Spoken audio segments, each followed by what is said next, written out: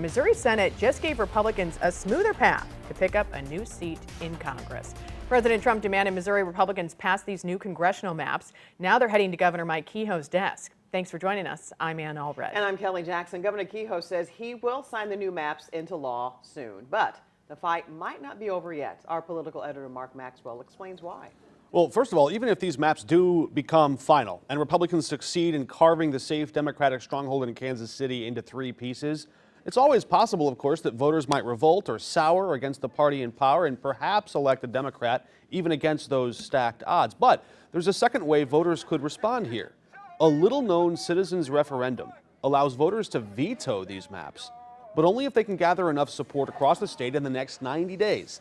It would be a heavy lift, but Democrats are galvanized around the effort, hoping this moment might provide their party a spark of opportunity.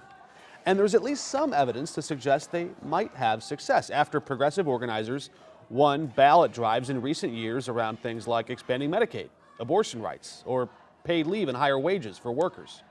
And right now, all that's being stripped away simply because Donald Trump made a call here to Missouri saying, rig the system so he can do what he wants to do and push his agenda, which is not in step with what Missourians or people throughout the country want to see for the future of democracy. We don't believe in like a socialist type society. We're not into the agenda that many Democrats in Washington, D.C. are pushing. And we need to make sure that we have a representation in Congress that's going to push back against that.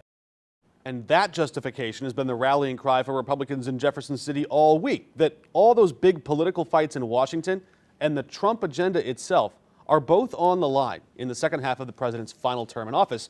Republicans arguing they just can't afford to give Democrats any foothold on their road to try and reclaim the speaker's gavel, and that would result in jamming up the president with scrutiny, oversight, and more investigations.